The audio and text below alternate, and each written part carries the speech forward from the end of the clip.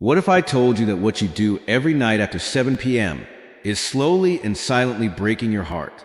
Not a dramatic event, no pain, no warning signs, just a quiet, invisible damage happening night after night while you think you're finally relaxing and taking it easy.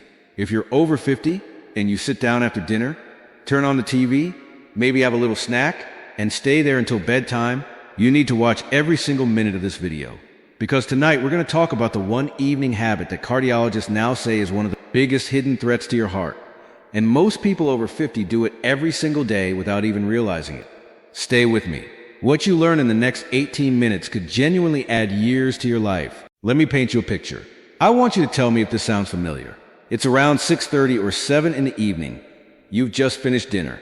Maybe it was a good meal, chicken, some pasta, a little salad. You're tired.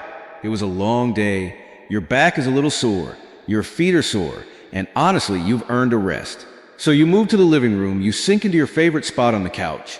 You flip on the television, maybe the news, maybe a show you've been looking forward to all day. Your phone is in your hand. Maybe you pour yourself a small glass of wine. Maybe you reach for a few crackers or a cookie from the kitchen. And before you even notice it, it's 10 o'clock. You've been sitting in that same spot for 3 hours, maybe 3.5. You stand up slowly, your knees ache a little, you brush your teeth, and you go to bed. Sound familiar? If you're nodding right now, you are not alone, not even close. Studies show that the average American over the age of 55 spends more than 4 hours every single evening in sedentary activity. 4 hours, barely moving, and the majority of that time is spent sitting still in those critical post-dinner hours. And here's what nobody ever tells you in those quiet, comfortable evenings on the couch. That 2 to 4 hour window right after you eat dinner is actually one of the most important periods of the entire day for your cardiovascular system. Your blood sugar is peaking. Your blood is working overtime to process the fats and nutrients from your meal. Your body desperately needs movement to help your heart manage all of that metabolic activity. But instead of giving your heart that help, you sit perfectly still for hours. And night after night, your heart quietly struggles to do a job that it was never designed to do completely on its own. This is not about being lazy. This is not a criticism. This is about biology, specifically about how your body over the age of 50 responds to food, to stillness, and to time in ways that are fundamentally different from how it responded when you were 30 or 35. And here is the part that matters most. The damage is silent. It builds slowly. It does not announce itself with dramatic symptoms until something serious has already happened. That is what makes it so dangerous and so important to understand. Let's talk about the science behind this. And I promise you, I'm going to keep it simple and clear, the way your own doctor should explain it to you. When you sit down to dinner and eat a full meal, your body begins releasing a surge of glucose, that's blood sugar, into your bloodstream. This is completely normal.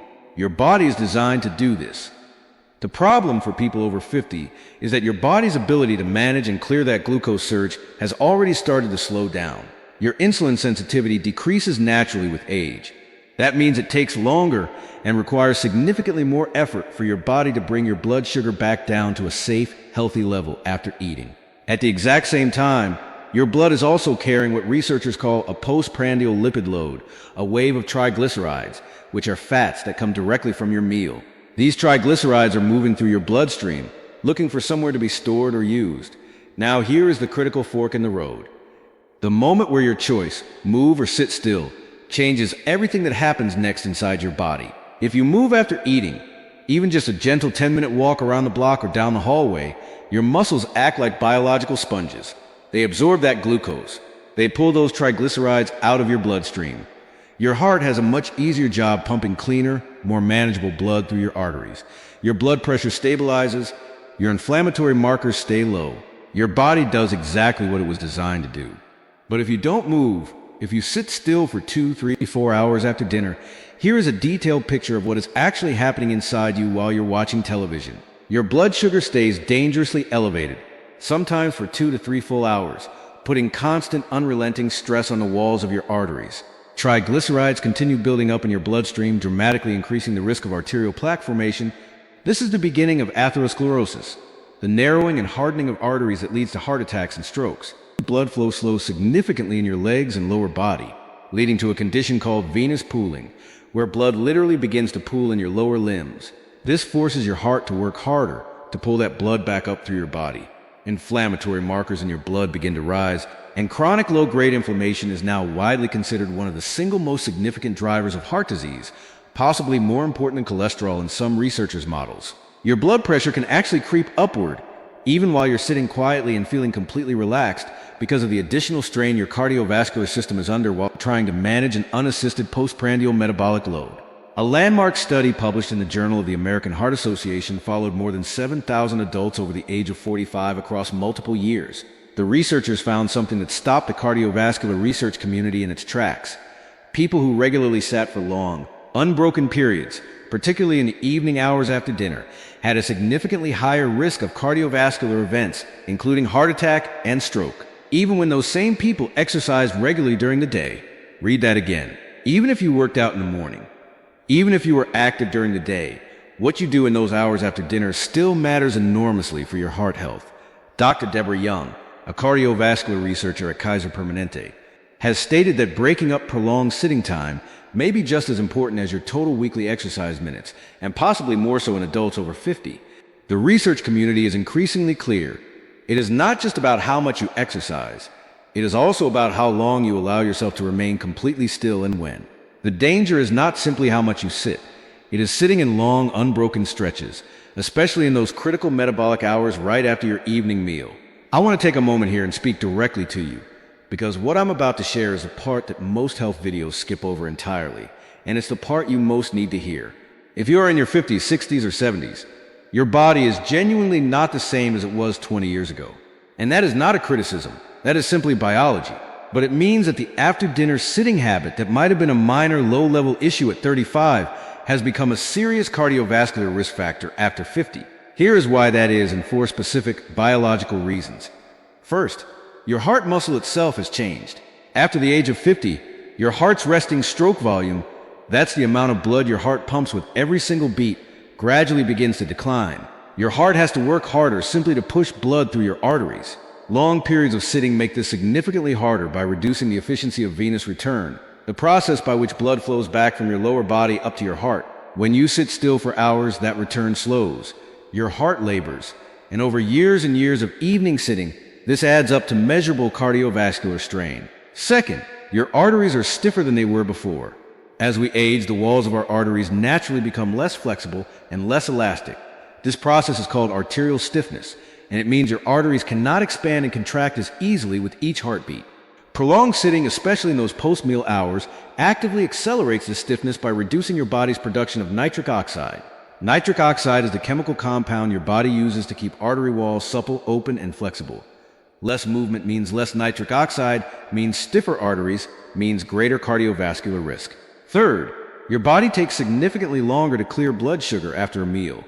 Even if you have never been diagnosed with diabetes or prediabetes, most adults over 55 experience what clinicians call impaired postprandial glucose clearance, meaning your blood sugar rises more steeply after eating and returns to baseline much more slowly. Every single night that you sit still after dinner, you are extending the amount of time your artery walls are exposed to elevated blood sugar. And sugar, at high concentrations, is genuinely corrosive to those artery walls. It causes micro damage. It triggers inflammation. And over thousands of evenings, that damage accumulates. Fourth, and this one surprises most people, you have lost muscle mass. After the age of 50, most adults lose between 1 and 2% of their muscle mass every single year without active resistance training. This is called sarcopenia, and it is nearly universal in aging adults who don't specifically work to prevent it. Why does muscle mass matter for your post-dinner sit? Because muscle tissue is your body's primary system for disposing of blood glucose after a meal. Less muscle means your body is fundamentally less equipped to clear that post-dinner blood sugar spike, which means that same spike lingers longer, does more damage, and puts more pressure on your heart and arteries every single evening. I want you to think for a moment about someone you know, maybe a parent, maybe a close friend, maybe a spouse or a sibling who passed away too soon from a heart attack or a stroke. How many of their evenings were spent exactly like this, sitting quietly after dinner, feeling fine, not knowing what was silently building inside their arteries night after night? How many of us are doing that same thing right now, tonight, without realizing it?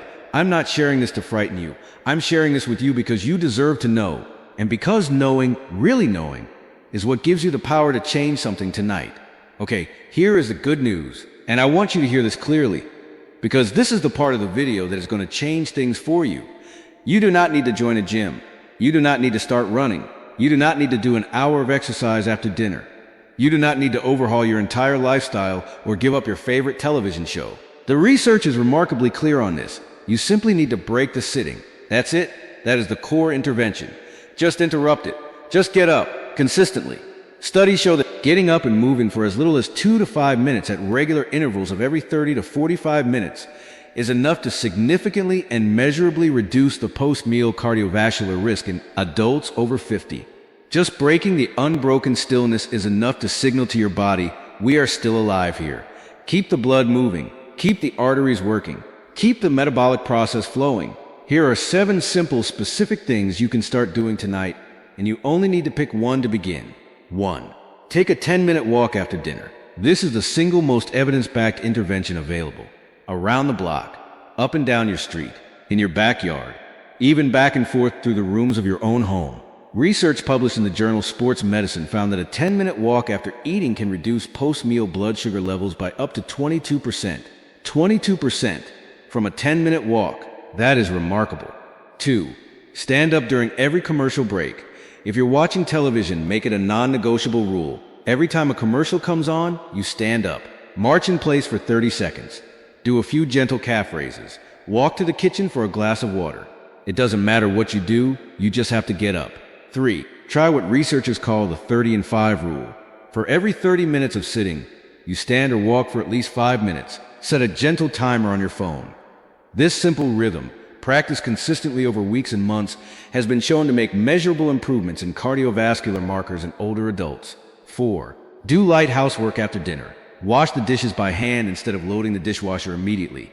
Wipe down the counters. Fold a load of laundry. Water your plants. Your heart does not know the difference between a treadmill and walking from the couch to the kitchen. Movement is movement. Circulation is circulation. 5. Try gentle evening stretches. You do not need to be flexible. You do not need yoga experience. Simply stand up from the couch, stretch your arms overhead, do a few slow leg stretches, rotate your shoulders gently. Even passive stretching promotes circulation and helps your body manage the metabolic demands of post-dinner digestion. 6. Take your phone calls standing up and walking. Most of us call a friend or a family member in the evening. Next time, do it while walking slowly around your home. You'll be moving, you'll be connecting with someone you care about, and your heart will genuinely benefit. 7. Consider a simple pedometer or fitness tracker. Sometimes just having a visible step count changes behavior in ways nothing else does. Try to add at least 500 to 1,000 steps in the 2 hours immediately following dinner. That's genuinely all it takes to make a measurable difference. You do not need to do all 7 of these. Pick one, just one. Do it tonight. Then, after a week, add another. Small, consistent changes, practiced day after day, are what actually protect a heart over the long term. That is how real cardiovascular health is built. Not with dramatic gestures, but with small, steady habits repeated thousands of times. The goal is not perfection. The goal is interruption. Interrupting that long, unbroken stretch of evening stillness that your heart has quietly been struggling through every night. Just interrupt it. Just move. Before we close today, I want to talk about warning signs, because some of you watching this may already be experiencing symptoms that deserve immediate attention. And I would be failing you if I did not mention them clearly. These are the signs that the after-dinner sedentary habit may already be affecting your cardiovascular health in ways that need to be evaluated by a doctor. Shortness of breath when you lie down at night or try to sleep, particularly if it comes on gradually and you find yourself needing an extra pillow, swelling in your ankles, feet, or lower legs by the end of the evening, especially if the swelling is worse at night than in the morning. A feeling of fluttering, skipping, racing, or pounding in your chest, particularly in the evening hours after dinner. Waking up in the morning feeling exhausted, even after a full night of sleep, night after night. Dizziness or lightheadedness when you stand up from a sitting or lying position. Chest tightness, pressure, or mild discomfort that you have been telling yourself is probably just indigestion or probably nothing serious. If you are experiencing any of these symptoms, please do not wait for your next routine checkup. Please contact your doctor.